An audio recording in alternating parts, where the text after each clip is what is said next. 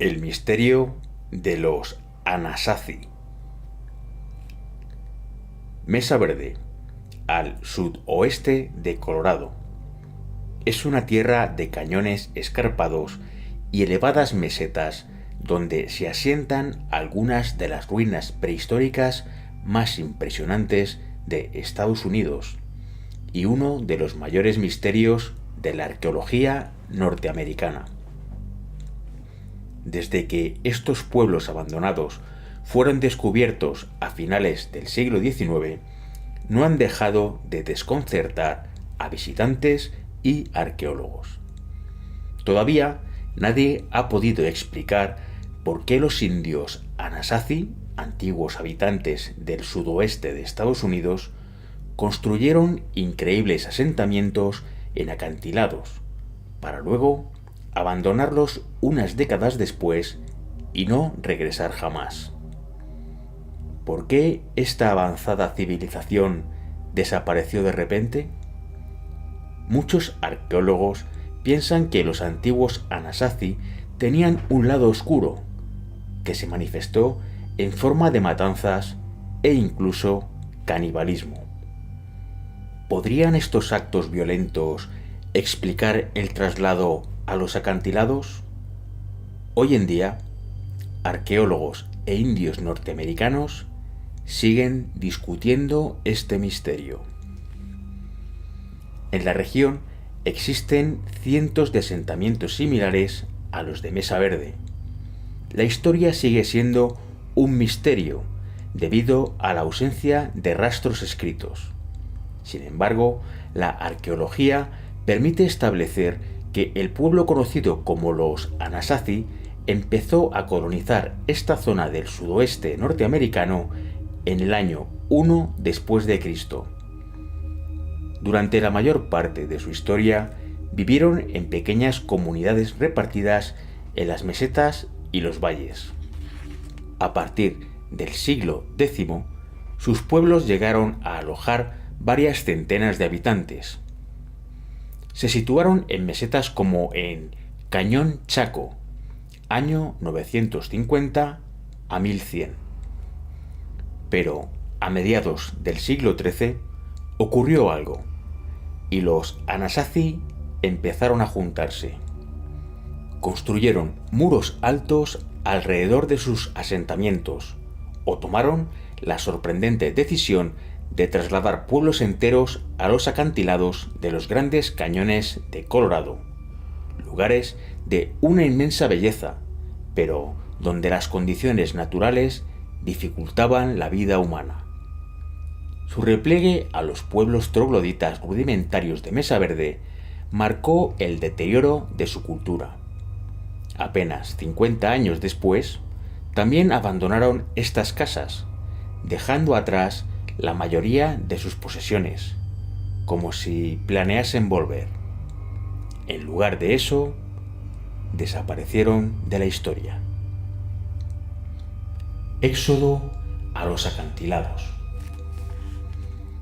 Existen varias teorías para explicar por qué los Anasazi se situaron bajo impresionantes acantilados en el siglo XIII. La primera que surge es que se produjo un cambio climático que amenazaba las cosechas o un deterioro que redujo las tierras cultivables disponibles. Según Lorisa Kumagum, guarda forestal del Parque Nacional de Mesa Verde, declarado Patrimonio de la Humanidad por la UNESCO en 1978, y perteneciente a la tribu Hopi, que se autoproclaman descendientes de los Anasazi, la razón de este éxodo a los acantilados fue la búsqueda de suministro de agua tras una enorme sequía. Sin embargo, otros expertos no comparten esta hipótesis, ya que los Anasazi podrían haber tenido acceso a manantiales sin necesidad de vivir en la pared de estos acantilados, donde la aridez marcaba la mayor parte de la zona. ¿Por qué exponer a toda una comunidad a semejante riesgo? La zona conocida como Four Corners las 4 esquinas, donde convergen Arizona, Colorado, Utah y Nuevo México, fue el lugar donde habitaron los Anasazi durante más de 100 años.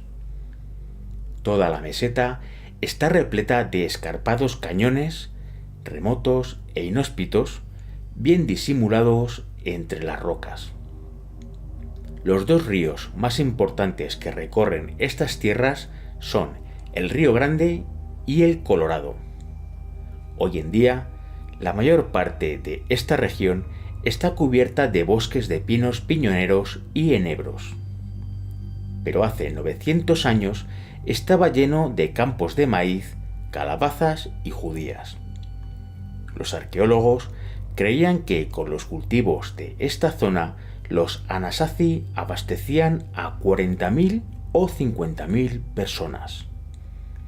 Gracias a la arqueología se conoce una gran variedad de poblaciones Anasazi. Baum Hadenfeld, experimentado alpinista y guía local, lleva los últimos 20 años explorando las ruinas Anasazi del sudeste de Utah, en la zona de Cedar Mesa, y ha tenido un papel importante en la conservación y el descubrimiento de muchos de los asentamientos más interesantes para los arqueólogos. En Cedar Mesa se han hallado las primeras pruebas convincentes de que el miedo fue lo que había incitado a los Anasazi a trasladarse a los acantilados. La teoría de Baum Hadenfeld es que buscaban protección y empezaron a asentarse en estos pequeños sitios donde disponían de agua.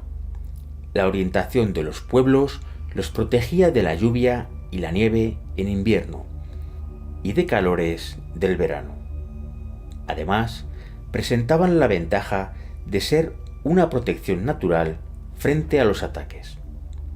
Se puede observar que en los asentamientos hay varias torres, lo que demuestra que podrían estar vigilando su pequeño manantial o al enemigo, explica. En cambio, la ubicación en los cañones los alejaban de los cultivos, haciéndolos menos accesibles a los habitantes.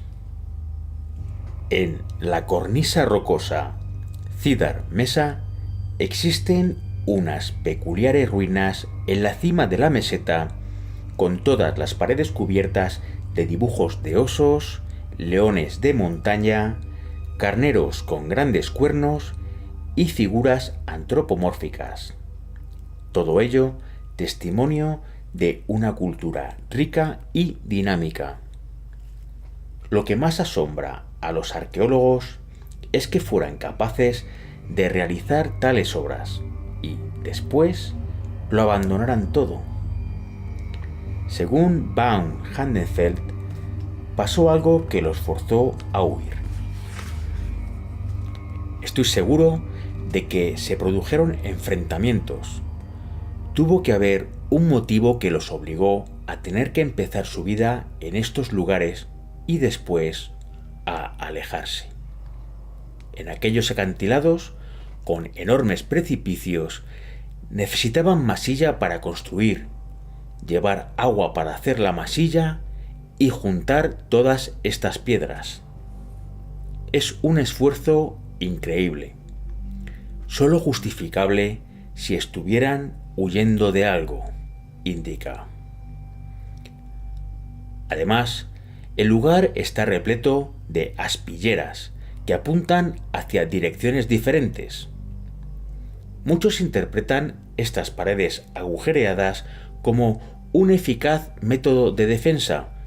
Desde aquí podrían estar vigilando el agua, pero también podrían estar vigilando la cornisa de roca por donde alguien podría intentar entrar en el asentamiento, posiblemente para atacarlos, o estar alerta ante cualquier cosa, explica. El escondite de los Anasazi parece como un puesto de avanzada o una torre de vigilancia, pero ¿qué estaban vigilando? Hadenfeld afirma que sus enemigos más probables, los navajos, no llegaron a esta zona, al menos hasta 100 años después. De hecho, no parece haber pruebas de que hubiese ninguna otra tribu por esta zona en el siglo XIII. Entonces, ¿quién era el enemigo? Un pueblo violento y caníbal. En Cortez, Colorado, justo bajando por la carretera que da entrada al Parque Nacional de Mesa Verde, se han encontrado 400 ruinas, pueblos enteros donde vivían las tribus antes de que se trasladaran a los acantilados. El propietario, Archie Hansen, ha descubierto unos 250 asentamientos en su terreno, repletos de piezas arqueológicas que demuestran un conocimiento de la cerámica, el tejido y la irrigación. El pueblo estrella es un emplazamiento parcialmente reconstruido en el que probablemente vivían unas 20 personas, alrededor de 4 familias. Estuvo ocupado desde 650 hasta 1150 después de Cristo. Uno de los hallazgos más fascinantes son unos túneles subterráneos que conectaban las quivas con otras zonas del poblado. Las quivas eran habitaciones comunes circulares excavadas en el suelo y recubiertas de un techo, dedicadas a la práctica del culto o para reunir al consejo del pueblo. Además, en las excavaciones se han obtenido cientos de piezas de cerámica, restos macrobotánicos, bioarqueología de restos desarticulados y restos de fauna. Los descubrimientos de Archie Hansen y su equipo de arqueólogos no encajan precisamente con la imagen tradicional de los Anasazi como pueblo pacífico. Está claro, dice, que de aquí no se fueron pacíficamente. Este lugar, evidentemente, marcó el final de un periodo para ellos. Aquí encontramos pruebas de muerte y violencia. En el asentamiento había 3 quivas subterráneas. Eran centros en los que se reunía la comunidad Anasazi y, según parece, se convirtieron en el escenario de horribles matanzas. Se han encontrado pruebas de violencia extrema y de canibalismo. Hay indicios de canibalismo bastante claros, como el brillo en el fondo de las vasijas, las fracturas y los huesos totalmente rotos, la médula separada de los huesos, los cuerpos desarticulados, la ausencia de cráneos, de vértebras, de manos, de pies. Cuenta. Este es un asunto polémico. Los indios norteamericanos se niegan rotundamente a que se identifique a sus antepasados como caníbales, pero muchos arqueólogos han encontrado pruebas concluyentes en los asentamientos Anasazi. Citan como tales las pequeñas zonas de brillo que se forman cuando un hueso es cocinado en una olla de barro y marcas de cortes y abrasiones en los restos humanos que son idénticas a las que tienen los animales que han sido consumidos. Y el asentamiento de Archie Hansen está lleno de estos indicios. Hallamos, indica, a un varón de 14 años y a otro de aproximadamente 21 años, a los que probablemente mataron y consumieron en el sitio, porque encontramos sus trozos en la hoguera y en los bancos de alrededor de la hoguera. Después de la matanza, las pruebas apuntan a que los demás habitantes abandonaron el pueblo. Supongo que lo que ocurrió fue que había enemigos exteriores. Podría tratarse de un pueblo vecino que no tenía suficiente comida y los atacaron porque ellos tenían más recursos alimentarios. O también podrían ser tribus procedentes de México, lo que sería bastante extraño en esa época, explica Archie Hansen. Los Anasazi dejaron huesos sospechosos de canibalismo en unos 50 asentamientos arqueológicos.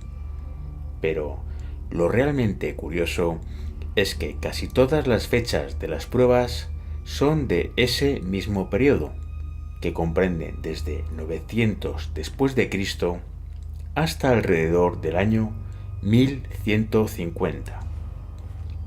Estas fechas corresponden exactamente al periodo en que la civilización Anasazi estaba encabezada por un lugar llamado Cañón Chaco, una ciudad tan misteriosa como grandiosa en medio de la nada, la ciudad más extensa que los Anasazi construyeron jamás, ahora convertida en unas desoladas ruinas en el desierto de Nuevo México. Una ciudad misteriosa. Cañón Chaco, en su apogeo, alrededor de 900 a 1150 de nuestra era, fue el centro cultural más grande de las Cuatro Esquinas. La gente transportaba los bloques de roca desde varios kilómetros de distancia para construir enormes conjuntos de edificaciones que a los conquistadores le recordaron los pueblos españoles, por lo que llamaron pueblos tanto a las construcciones como a los indios que las habitaban. El más grande de todos era Pueblo Bonito. Tenía 4 o 5 pisos y 800 habitaciones. Los arqueólogos no tienen claro cuántas personas vivieron allí. A principios del siglo XX se calculaba que varios millares, de acuerdo con el número de habitaciones. Posteriormente, se pensó que era imposible que este terreno sostuviese una población tan numerosa. De hecho, había pocos rastros de hogares para cocinar la comida familiar. Además, una buena parte de las habitaciones eran demasiado pequeñas para ser habitables. Estarían dedicadas a almacenes u otros destinos, por lo que el número de habitantes hipotéticos se redujo a unos cientos. Se piensa, incluso, que Pueblo Bonito no tenía función residencial, sino ritual. En todo caso, hasta finales de 1800 se lo llamaba el edificio de pisos más grande del mundo. No había nada parecido en toda la Norteamérica prehistórica. Chaco fue mucho más que una simple ciudad. Era un centro ceremonial donde la gente iba desde lugares lejanos y se reunía a adorar a sus dioses en grandes quivas. Las grandes quivas de Chaco, donde se celebraban las fiestas religiosas relacionadas con los ciclos agrícolas, tenían un diámetro de 18 metros y estaban subdivididas en partes según los puntos cardinales. Pero en 1150 la ciudad fue completamente abandonada y sus habitantes desaparecieron. Los arqueólogos están aún intentando averiguar qué ocurrió. ¿Acaso fue una sequía? ¿Acaso había demasiada gente y pocos recursos? ¿O acaso sucedió algo más siniestro que acabó con esta gran ciudad? Tras un análisis mediante técnicas de dendrocronología, la ciencia que data la madera estudiando sus anillos, realizado por el Dr. Jeff Dean de las antiguas vigas de madera de una de las escasas habitaciones que quedan intactas en Pueblo Bonito, este experto cree que una combinación de 3 factores podría ser la causa del abandono del cañón: la sequía, la inundación de las tierras por la crecida del río y el aumento de la población. Sin embargo, el pueblo de Cañón Chaco había superado anteriormente fuertes sequías y los datos aportados por los anillos de los árboles de Jeff Dean muestran que las sequías no detuvieron la construcción de viviendas. Sin embargo, algo ocurrió en la sequía del año 1100. El Cañón Chaco parece representar para ciertos estudiosos un gran centro de peregrinación para las poblaciones circundantes, pero otro de los misterios del lugar es saber cómo fue posible que sus sacerdotes tuvieran tanto poder como para construir el grandioso centro ceremonial. Según Archie Hansen, una de las teorías dice que llegaron aquí algunos indios procedentes de México. Hay arqueólogos que creen que tomaron Chaco, sembrando el terror entre sus gentes. Podría haberse tratado de los toltecas o los aztecas, que practicaban rituales sangrientos en los que se sacrificaba a humanos.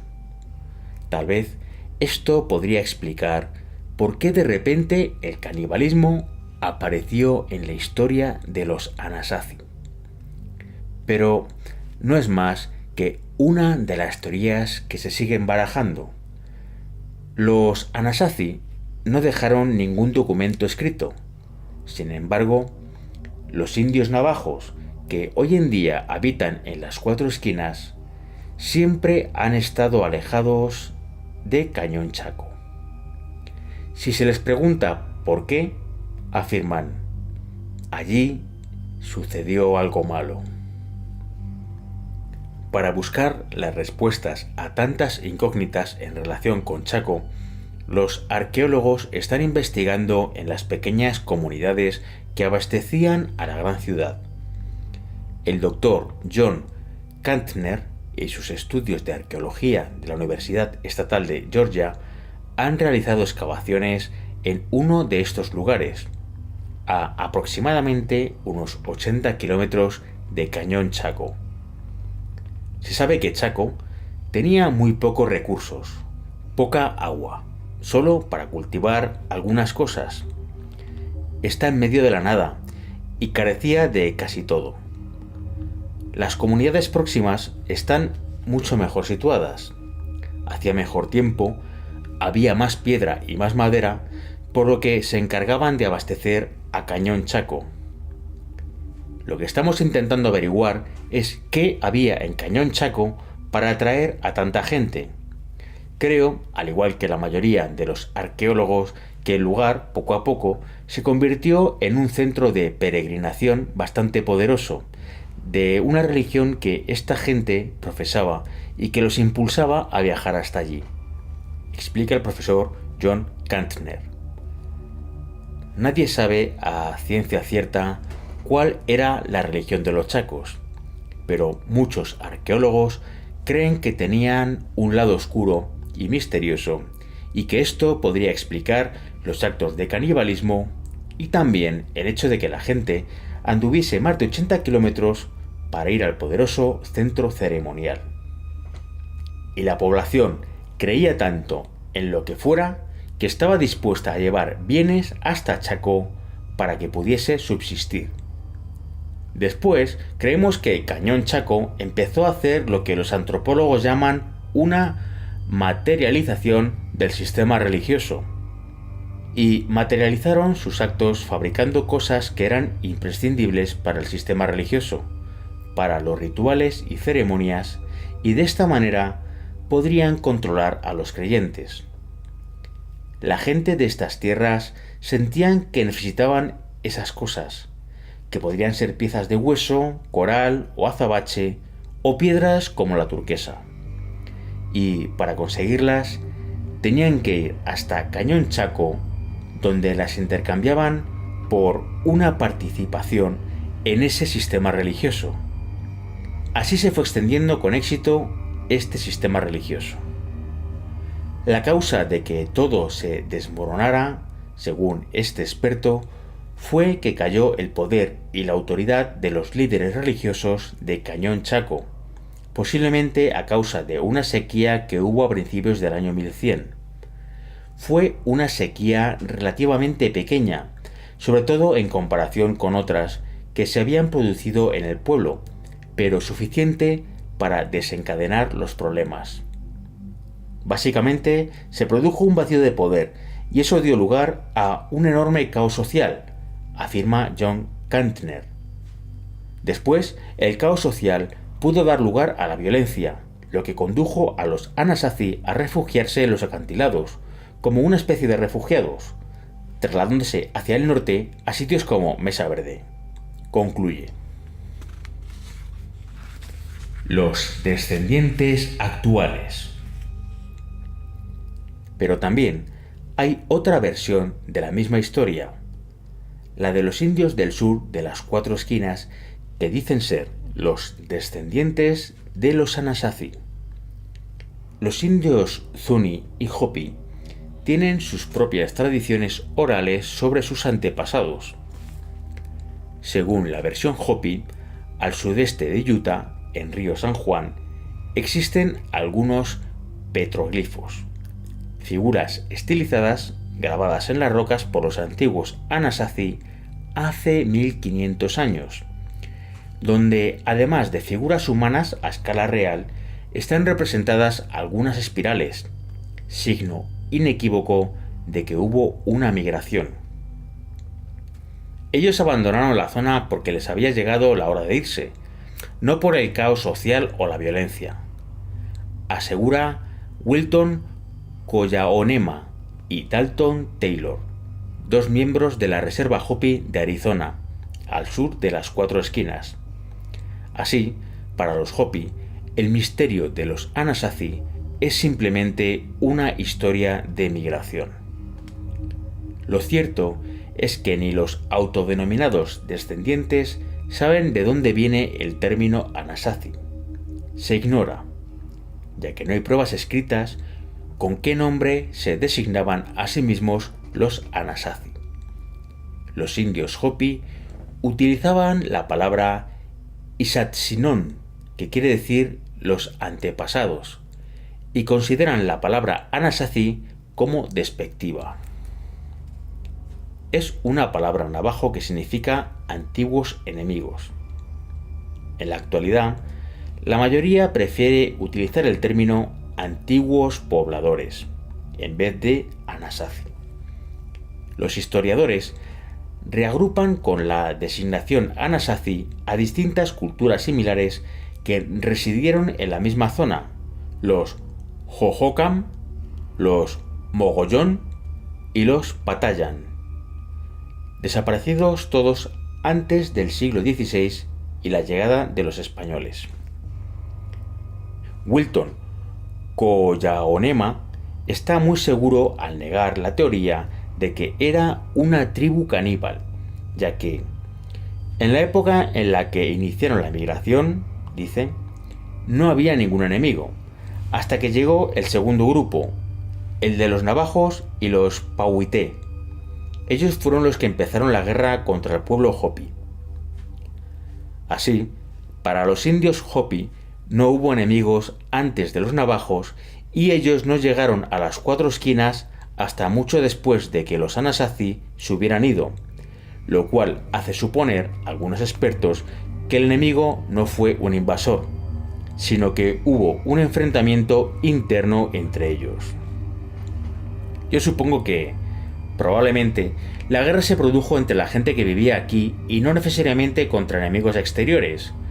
Quizá fuera la gente del cañón de al lado, señala Baum Hadenfeld. Así, según los investigadores de sus vestigios monumentales y litúrgicos en distintos lugares por parte de expertos como Baum, Hadenfeld, Archie Hansen y John Kantner, La violencia y probablemente la guerra fue lo que llevó a los Anasazi a huir a los acantilados. Pero es muy probable que su enemigo no fuera otro que los propios Anasazi. Entonces, la historia de migración de los Hopi tendría sentido. Los Anasazi no desaparecieron, simplemente se fueron de las 4 esquinas. Además, las investigaciones de Jeff Dean en los anillos de los árboles muestran que a finales del siglo XIII se produjo una gran sequía en esta zona, y cansados de décadas de lucha, los supervivientes probablemente hicieron lo que sus antepasados habían hecho antes: emigrar al sur para empezar una nueva vida.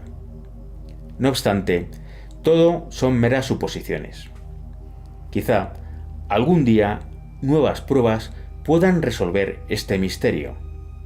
Por ahora, los arqueólogos y los actuales habitantes de estas tierras seguirán discutiendo sobre el tema y buscando pistas en los dibujos de las paredes de roca roja de los cañones norteamericanos.